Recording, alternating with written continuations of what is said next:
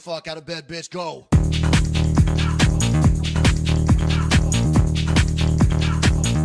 Get up and get the guy go.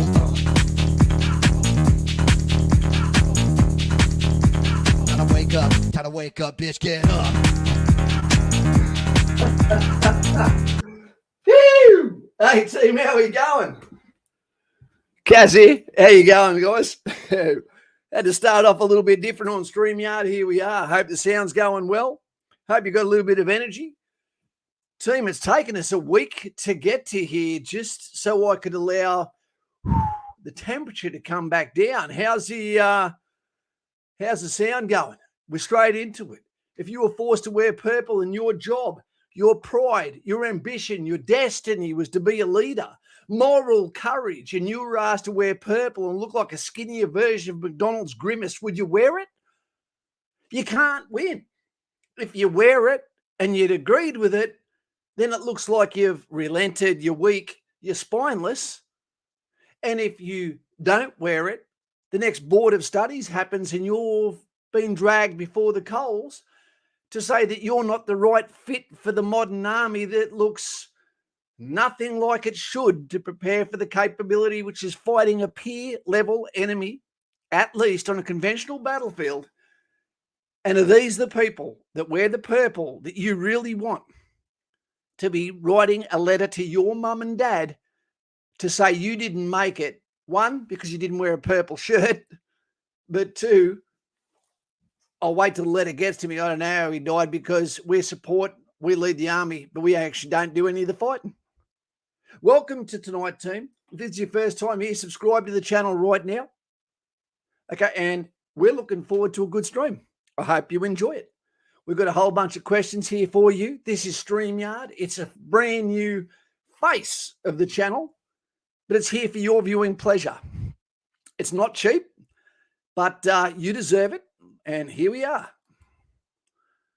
So, guys, let's go into a couple of questions here before we start to hit off with the actual content of tonight. And what are we talking about anyway? Well, the video says it all. So, Kaz, let's put that on and take it from there so that you know this is not just hearsay from somewhere out in the ether. It's been proven. Carl P, no. Would I have worn purple? Hell no. Sucks to wear a Melbourne Storm jersey on free denim, on free dress day. Yep. Happy hobo. Wish I was. Okay, just wondering, do I get to choose the base I train in the army and what's the best way in Victoria? If you're Army Reserve, you will get to choose it in some kind of way, yeah. Buckaroony couldn't make it. He's with his mum on her birthday. Cane and Peppers isn't purple the colour of sexual frustration. It used to be the colour of nobility in Rome. Kaz, what's going on with your hair? Just pissing off the people that don't have any, bro. No testosterone. I should have worn purple. Tom Black, great to talk to you today. We've got Stephen Webb here. Webb. Whenever I hear Webb, I think of a lonely night in the shower. You know, that'll get it to you. Let's have a look and see what they've got to say as people are still coming in.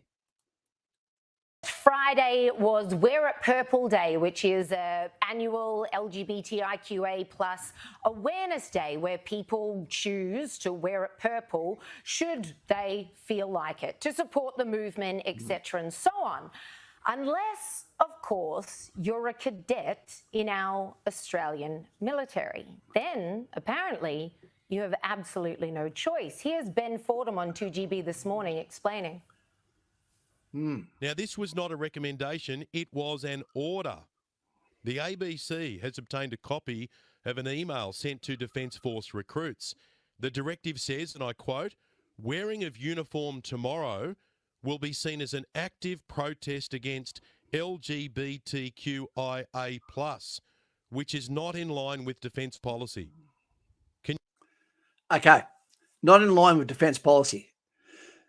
So what we're saying here now, and this is the question that makes me want to ask as well, and we'll have a look at what we've got here. Have we got something written here? What did they? Okay, do you think okay, permanent reputation, Australian books, it was failed. Coming down here. The book. Sorry, I'm trying to get on hold of my notes here, guys.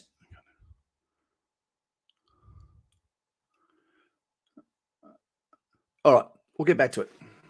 You believe that wearing your uniform is seen as a protest. Once upon a time, it was a requirement. Anyone in uniform will be required to explain why they have chosen to disobey a direct command from the commanding officer. Okay, so what they've just said then is the commanding officer has now been dropped right in the shit. That is the first person we need to go through, which means we come up to this comment here. Bam. Where did the command begin? Who has got the woke agenda in their ear, wants to be a politician, forgets they're in the army? Could it be, what's her name? What's her name? This is what happens when females get into high leadership without actually combat core experience to keep them on the straight and narrow. So she's Commandant Jules Adams, Air Force. The only rifle she's probably ever had in her hand was Wets. She's from the Air Force. She's there. They probably put her there where she can't do any damage. But so the Chief of the Defence Force, did he know about it? If so, complicit. Chief of the Army, love the guy. Lieutenant General Stewart, I hope he knew nothing about it. Okay, the fact that she's Air Force, who's going to kick her ass? Don't know. But her head should roll because our leadership is now compromised, I believe. Let's get to it. Okay, get off there. Get back to it. So Defence Force recruits are going to be punished for wearing a Defence Force uniform. Are you serious? Unbelievable. Now watch this. The absence of participating, the absence of celebrating this lifestyle, this day, etc. and so on, means now that you are actively opposing it. We've got a saying in the military, and it normally happens when operational theatres, when morale starts to drop and we start to see there is double standards between leadership and also the soldiers on the ground, whether it be at brigade level, whether it be at army level, etc., is the enemy is inside the wire, where you're more concerned of what's happening inside the position because you feel like you're getting headhunted by your own leadership, okay, than what you are by the enemy itself, who you don't necessarily always have as much of a grudge against.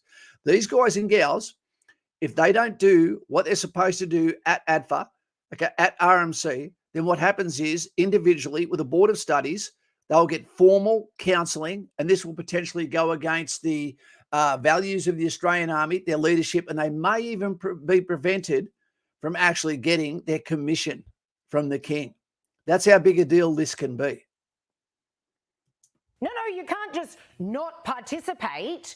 That says, according to this directive, that will be considered an active protest against LGBTIQA plus people. Now, we've seen this play out in schools over the years. This has been an awareness day that's played out in many ways across workplaces, in schools, little kids being made to feel left out if they're not wearing purple, what are you doing, etc. and so on.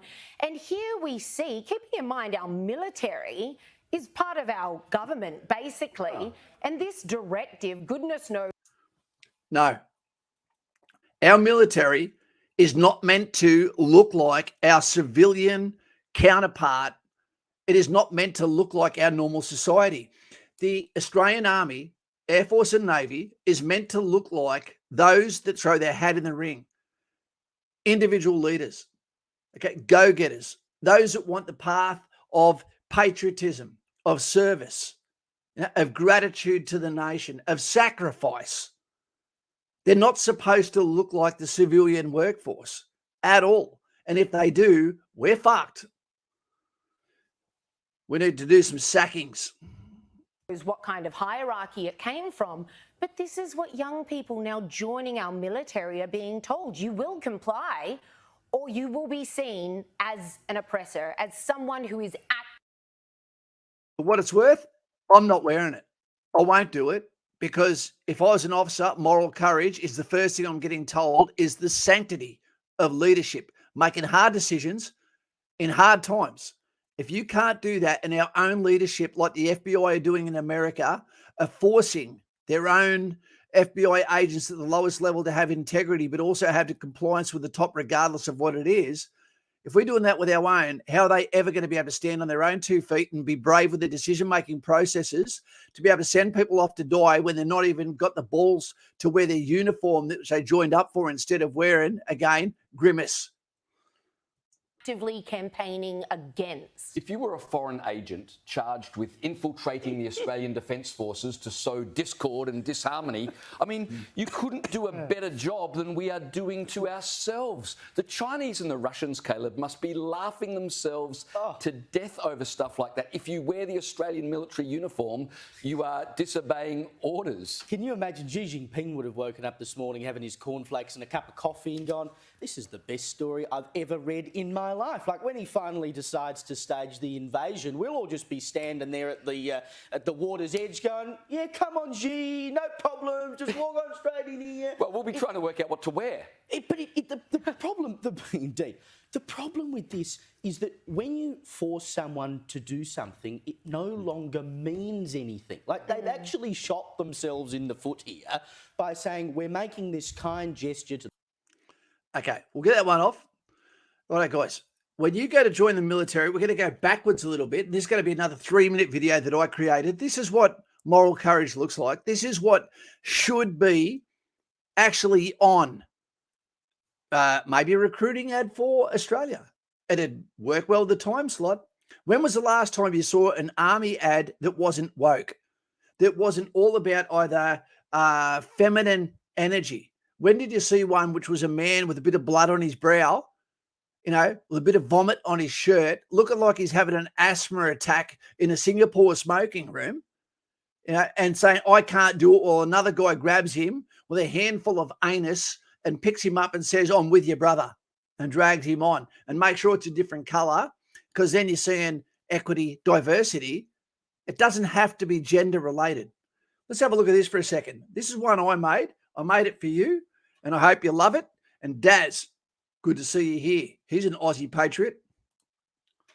I'm here to have a hypothetical conversation between a civilian wishing to apply for the military, namely the army, because that's my background, with a recruiter. Not based on what you see on recruiting on TV, but a candid, honest conversation. And it goes something like this. Civilian walks up to the recruiter and asks him for an honest answer to an honest question. What do you want from an ideal candidate for the Australian Army?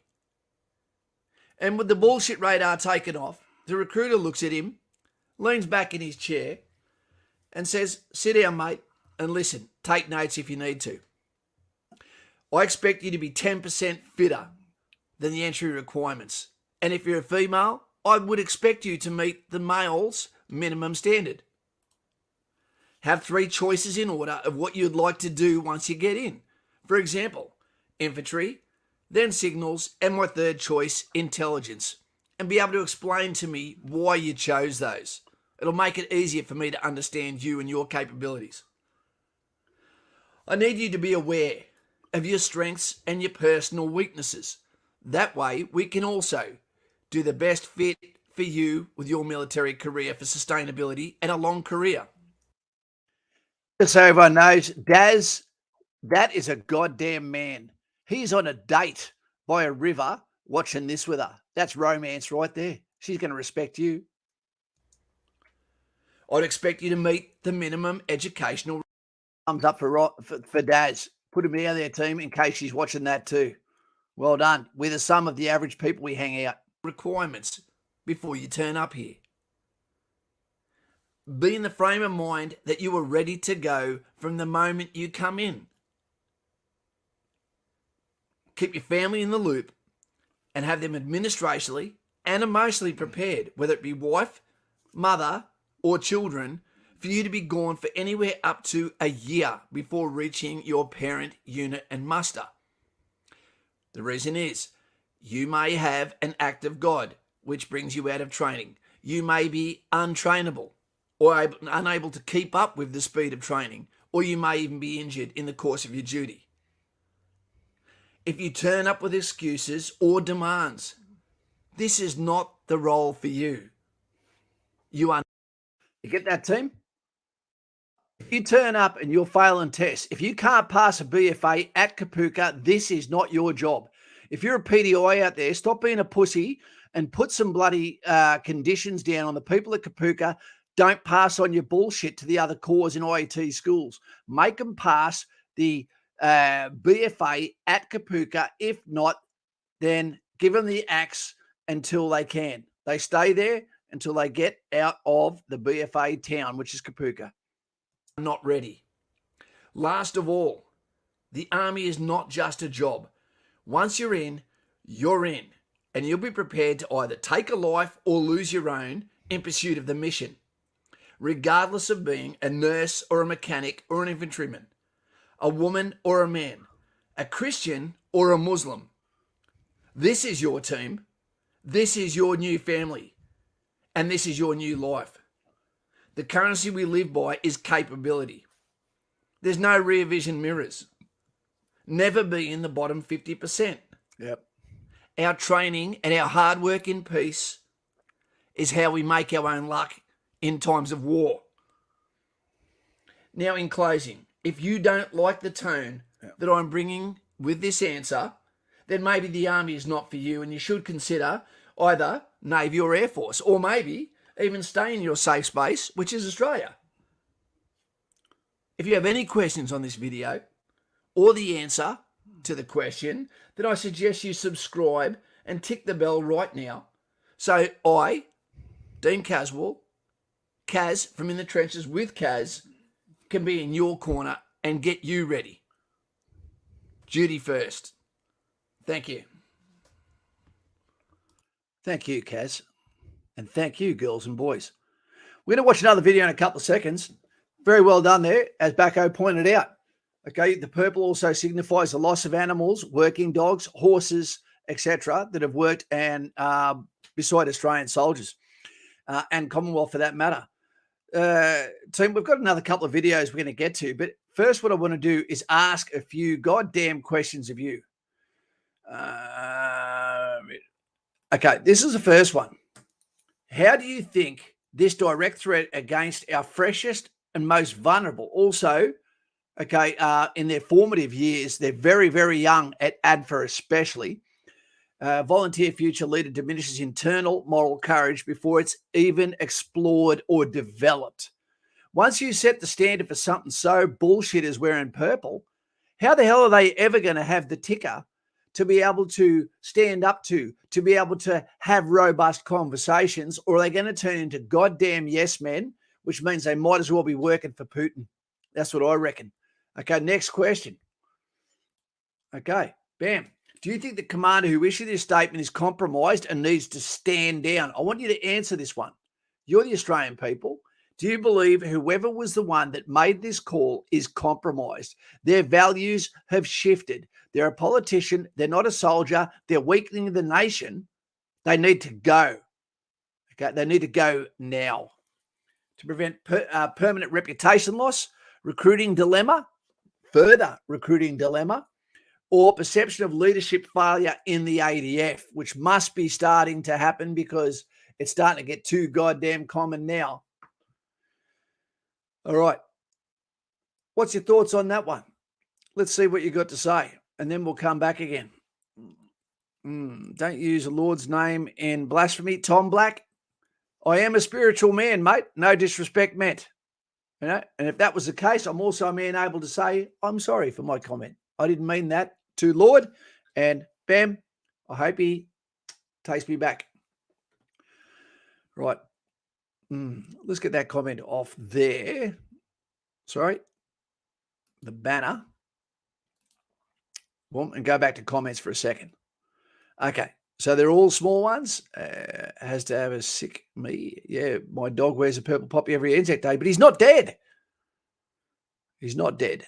Okay, let's go back to the banners for a second. All right. Here is one. Here is one. I'm going to lead off with the second one first. Bam. Are the books of the Australian Army cooked? Are we claiming that we are more ready than what we are? I say yes. To the point of being burnt. And what actually is our current war fighting capability And which one of our leaders has the balls to actually stand there and say it? And if not, why not? And it's your fault. Another reason, step the fuck down. Okay, which leads me to this next point. I hope you're keeping up. Is the LGBTQ plus, or whatever you want to add to it, and transgender mafia, which is what they are. I don't have a problem with gay people, but don't be part of this group. It won't take you to a place you like. If you want to use your ass like a NutriBullet, then so be it. Don't care. You're welcome at my house. No problem. But don't be part of group mentality like this. They're actually leading our forces, actively dropping proven standards for officers in dresses. Gay Mardi Gras, feminist quota, double standards of service. How can that end well? How can it end well? Who's leading our military? Is it woke agenda politicians, leadership that already have they've already overstayed their welcome.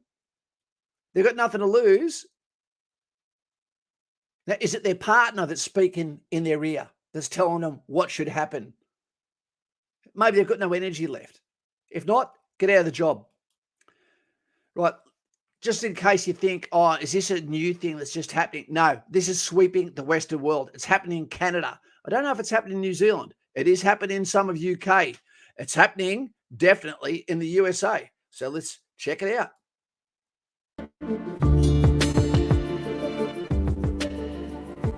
You've probably seen it. This is Emma's story.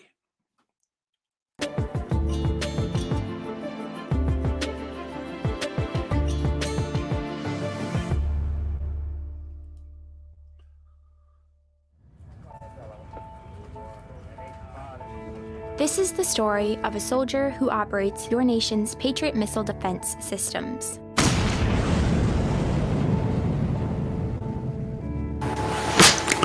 It begins in California, with a little girl raised by two moms.